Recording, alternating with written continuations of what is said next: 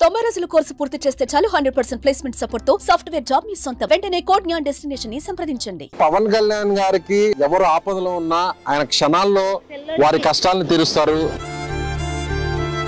మమ్మల్ని ఎవరు నాయకులు ఎవరు మమ్మల్ని పట్టించుకోలేదండి. మరి బిడ్డలు ఎలా పోసింది, ఇల్లు కూడా తిరంగా లేదు. ఆమె వచ్చేమంటున్నారంటే వారి భర్త చనిపోయారంట ప్రమాదంలో. ఇల్లు కారిపోతుంది.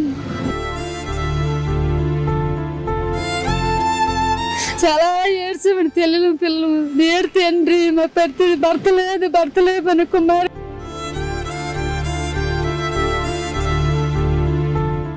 చాలా మంది పవన్ కళ్యాణ్ గారికి ఎవరు కష్టంలో ఉన్నా ఎవరు ఆపదలో ఉన్నా ఆయన క్షణాల్లో వారి కష్టాలను తీరుస్తారు. ఆ ఆపదను కూడా దూరం చేస్తారు. ఇప్పటి వరకు మనం అనేక ఇన్సిడెంట్స్ చూసాం. సామాన్యులు సైతం పవన్ కళ్యాణ్ దగ్గరకు వెళితే వారి కష్టాలను కొన్ని రోజుల్లోనే తీర్చేశారు. ఎన్నో చూసాం. అయితే ఇప్పుడు పిఠాపురం నియోజకవర్గంలో మనం ఉన్నాము.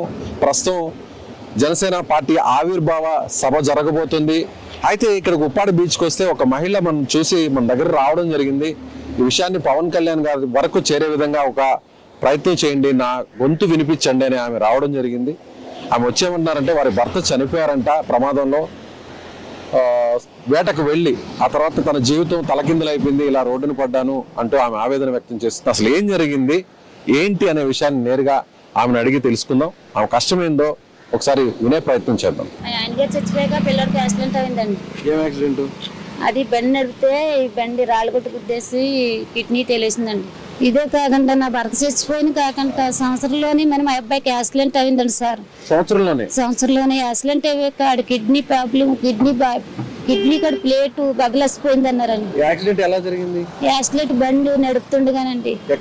ఇక్కడనండి మా ఊరు కాడండి. ఈ ఊరు దగ్గరే బండి నడుపుతుండగా 80 ఎట్టాడంటండి. 80 ఎడితే అది రాళ్ళగుట్టు గుద్దేసుకున్నాడండి. రాళ్ళగుట్టుకు ఇక్కడ కొట్టుకోడండి. అది యాక్సిడెంట్ అవి కిడ్నీకి రాయికి తేలిస్తుందండి. అది ప్లేటు, కిడ్నీ కాడ ప్లేట్ ఉంటే ప్లేటు బద్దలేసిపోయింది అన్నారండి డాక్టర్లు. అప్పటికి 2,50,000 ఖర్చు పెట్టామండి. అది కూడా ప్రభుత్వంలో ఎట్టామండి, కాగితాలు పెట్టావు, డబ్బులు ఏది రాలేదండి. అవి కూడా రాలేదండి. పింఛన్ ఇన్సూరెన్స్ కూడా కట్టామండి, అవి కూడా మాకు రాలేదండి. రాలేదండి.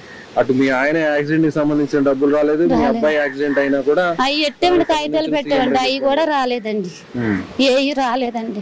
మీ అబ్బాయి మామూలుగా ఉన్నాడు. దేవుని కుటుంబం పెట్టి నడుస్తున్నాడండి. పని చేస్తాడా? ఏం పని చేయడండి. వెళ్తాడా అలాగా కష్టపడుకుని వెళ్తాడు. రూపాయలు నాకు తెచ్చిచ్చి వంగి లేదండి. ఏదో కొంచెం చేదోడు వాదోడుగా ఓడుకుంటాడండి. మరి కష్టంగా లేదమ్మా, ఇద్దరు ఆడబిడ్డల్ని మళ్ళీ నీకు చెట్టు కొడుకు మళ్ళీ డాక్టర్లు చాలాగా భయపెట్టారండి. పిల్లోడికి అయితే కిడ్నీ తీసి అలా కిడ్నీ కూడా పేడు బద్దలసిపోయింది అని ఎంతో బాధ పెట్టేవాళ్ళు.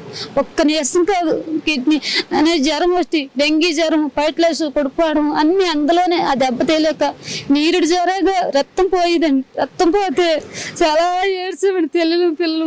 నేడు తండ్రి మా పెద్ద భర్త లేదు అని కుమారుడు అన్నామండి. తండ్రి అని దేవుడి వాడు ఏడ్చి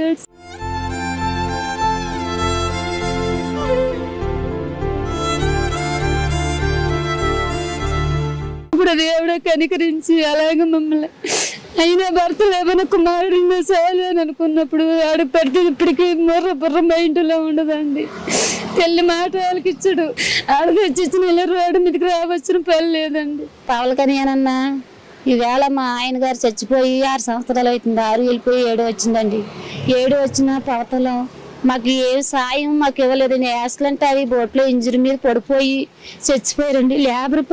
మమ్మల్ని ఎవరు నాయకులు ఎవరు మమ్మల్ని పట్టించుకోలేదండి. పట్టించుకోకంటే మాకు రూపాయి రానికంటే తెగులు గొడవలు ఎట్టుకొని రానికంటే చేస్తారన్న. మాకు ఇవాళ రోడ్డు మీద కష్టపడుకున్నా ఆ ఏడకు వస్తుందో లేదో రూపాయి తెలియదన్న. పిల్లలు చదివించుకున్నా కాదు, ఇల్లు స్థలాలు కూడా మాకు రాలేదన్న. మరి ఇవాళ మాకు స్థలాలు ఒప్పిస్తారని మీ మీద నమ్మకం అయ్యింది. మిమ్మల్ని గెలిపించాము. మాకు ఏం సాయం చేస్తారనేది మరి మీరే చేయాలన్నా. ముగ్గురు బిడ్డలు ఉన్నారు. ముగ్గురు బిడ్డలు మరి ఎలా పోషించాలన్నది మీరు తప్ప మాకు ఎవరు సాయం చేయరన్న. ప్రజలు ఉన్నా మా ప్రజలు మమ్మల్ని ఎవరు పట్టించుకోవట్లేదన్న. మరి ఏం చేస్తారన్నది మీరే సాయం చేయాలని మిమ్మల్ని కోరుకుంటున్నామన్నా. మరి బిడ్డలు ఎలా పోసింది, ఇల్లు కూడా తిరంగా లేదు. ఆ ప్రభుత్వంలో మాకు ఇల్లు స్థలం కూడా మాకు ఇవ్వలేదన్న, ఇల్లు కారిపోతుంది.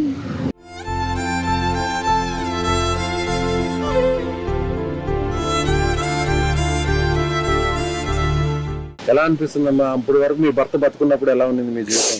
అప్పుడు అలాగే తెచ్చుకుంటే భర్త ఎప్పటికైతే నేను ఎక్కడికి వెళ్ళలేదు, ఇంటికాడ ఉండేదా. మా భర్త తెచ్చి పోషించేవాడు మమ్మల్ని. బయటికి వెళ్ళి కష్టపడుకునే వాళ్ళకి కాదు. ఇవాళ రోడ్డు ఎక్కి కష్టపడుకున్నా అందులో ఉంటే తిన్నట్టు లేకపోతే లేదు, అయాళ్ళకి ఉంటుందో లేదో తెలియదు. చాలా కష్టం, చాలా బాధ. అయినా ఈ రోడ్డు రట్టుగా వేసుకుంటున్నాం కానీ చేపలు ఈ రోడ్డు ఉండిస్తారో లేదో తెలియదు. ఎక్కడ వేసుకోవాలన్నది మాకు స్థలాలు లేవన్నా. చాలా బాధేస్తుంది.